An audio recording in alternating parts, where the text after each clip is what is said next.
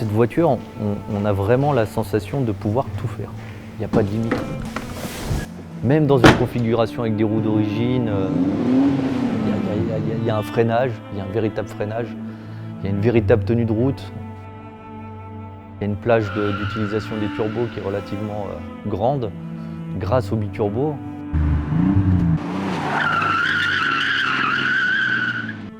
J'aurais pas pu en fait avoir ce sentiment à l'époque, puisque on va dire que mes pensées étaient dirigées sur la légende de la voiture, le design, parce que forcément le design pour moi est extraordinaire. Mais maintenant, en tant que possesseur, conducteur de cette voiture, je peux vraiment me dire que c'est une des voitures qui m'a mis aujourd'hui vraiment le plus à l'aise en fait. On peut la conduire brutalement. Et on peut aussi la conduire avec beaucoup plus de douceur, et je pense qu'il faut un subtil mélange des deux. Si on va être trop violente avec elle, elle va nous le rendre sur des travers avec des raquettes, etc. Puis on va se battre avec l'auto. Si on agit avec un peu de douceur, tout en étant un peu, tu vois, dans l'agressivité, je pense que c'est quelque chose, enfin c'est une voiture qui va très bien te le rendre en fait.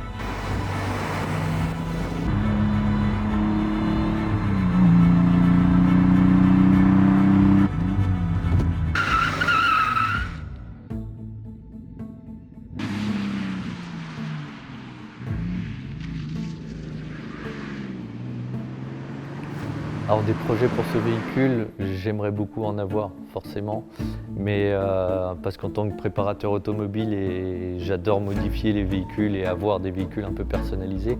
Des projets, j'en aimerais énormément parce qu'on sait tout le potentiel que peut avoir cette voiture, donc je me retiens. Voilà, tous les matins, je me réveille. J'y mets un single turbo, j'y mets 1000 chevaux, qu'est-ce que je fais? Mais bon, elle est déjà extraordinaire comme voiture. Qui n'a pas été bercé par le premier Fast and Furious. Dès qu'on arrivait au cinéma, t'arrives, t'en as plein les yeux et tu vois cette Supra et là tu dis révélation quoi, c'est l'auto de fou quoi.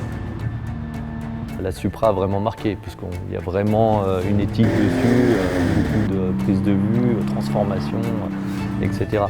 Donc c'est sûr que ça a été, je pense, bien influent.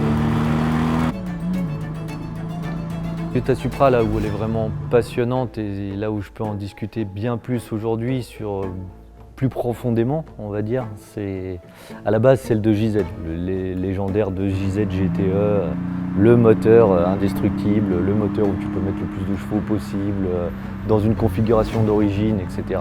L'indestructible, ce moteur est une légende en lui-même.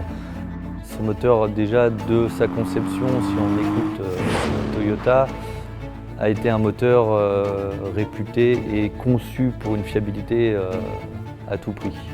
Donc bielle forgée, injecteur d'huile dans les cylindres sous les pistons, lubrification améliorée, bloc en fonte, culasse en aluminium pour le refroidissement, et bon, 6 cylindres en ligne, les doubles arbres à cam. J'ai une petite anecdote avec ce véhicule. Aujourd'hui, j'ai une fille qui a 13 ans, qui est au collège.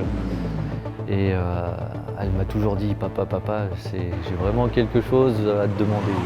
Qu'est-ce qu'il y a? Dis-moi, pas de souci. Elle dit, je sais que tu as plein de voitures, je sais que tout ça, mais est-ce que, s'il te plaît, tu pourrais m'emmener un jour en Supra à l'école? Je lui dis, bah ouais, il n'y a pas de souci. Donc on a choisi une belle journée, etc. Donc j'ai pris ma voiture le soir pour le matin et je l'ai emmené à l'école. Donc je suis arrivé dans le rond-point, l'échappement vrombissant, devant les potes, rentré un peu dans le collège et j'ai déposé ma fille comme la princesse, genre j'arrive avec the voiture. Forcément, tous les enfants en connaissant les épisodes Fast and Furious, etc., voir une Supra, et c'était pour eux déjà un rêve. Et c'était, on va dire, pour ma fille, le truc à accomplir pour être the superstar en gros. Donc c'était son petit moment superstar de la matinée. Parce que pour moi, un véhicule de sa conception GT et pourquoi elle est destinée, elle mérite d'être conduite aujourd'hui encore comme elle le devrait. Donc c'est vrai que oui, on pourrait la garder en tant que véhicule, on va dire collection. Je la stocke dans un coin, je la sors que quand il fait beau. Malgré que je la sors que quand il fait beau, je la roule comme il se doit. Donc, je m'appelle Stan, je roule en Toyota Supra 1998, 15e anniversaire, édition limitée.